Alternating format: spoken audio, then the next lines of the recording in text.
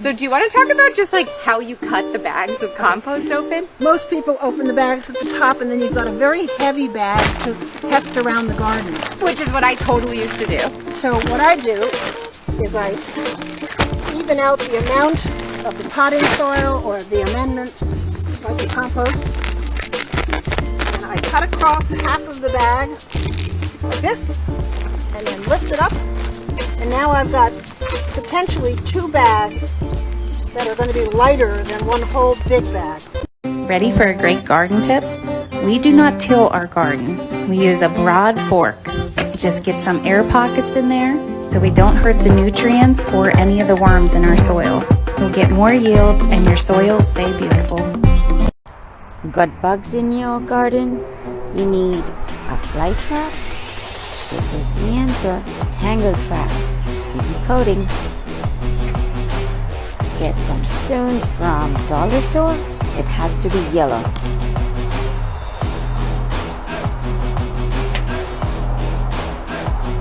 Coat this.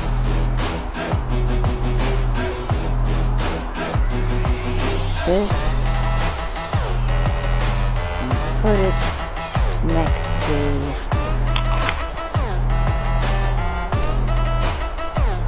any plant you want.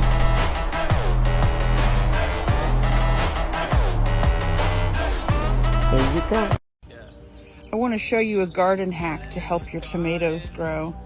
I put these cages around and then trash bags, yellow trash bags. They act as a greenhouse effect and they keep the tomato plants nice and warm. This plant was planted 1 week and 1 day ago and it's already grown so much.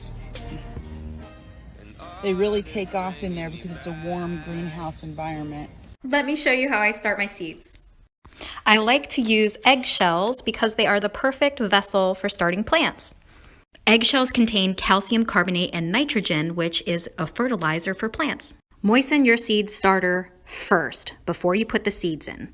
I like to moisten the soil first because seed starter is rather dry. So if you water it after you put the seeds in, it can dislodge your seeds. So water the soil first. Poke some holes in the bottom of the eggshell for drainage. A push pin works really well. Fill them up with soil. I like to use a feather or small stick with a marked depth on it for the seed. I only use 2 or 3 seeds at the most because you don't want to overcrowd this, because if you're overcrowding it, you're going to have to thin it out later and it's going to disrupt the roots. Gently pat down the seeds in the holes that you made. I like to sprinkle the top with cinnamon. This helps protect against fungus and fungus gnats. The carton itself acts as a little greenhouse for your plants. Make sure you label it and date it. This gnarly little caterpillar is called a tomato hornworm. See the little horn there on its tail? These will devour your tomato plants and they'll even eat your green tomatoes if you don't find them first. But they're not always that easy to find on your tomato plants because they blend in so well. The trick is a black light. Come back at night with a black light and these caterpillars will actually glow in the dark. If you like this trick, be sure to like this video and follow along for more garden tips. If you want to grow a pineapple from a pineapple, don't chop off the top. Twist it off. And then pull off the bottom leaves to expose the roots. You can see the roots starting to develop there. And then put it into a cup of water for about 1 week. You ready? Check it out. We've got roots.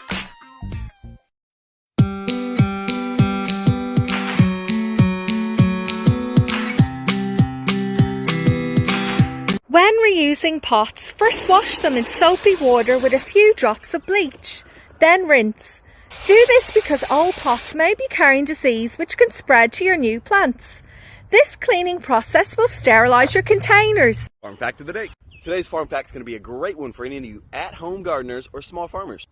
So the past few days here in the South, we've been getting a cold snap. In layman's terms, that means we've just been getting colder than usual at night. But a few days ago, I planted some warm-loving plants in the ground, so they're not going to like this cold snap. They actually may die. So instead of just standing around and letting them die, let me show you what I did. So this is my wife's little garden up by the house. Let me show you how I protected her favorite, her zucchini plants. Boom. So I put this rock beside it early in the morning so it could suck up all the sun during the day and then release it at night.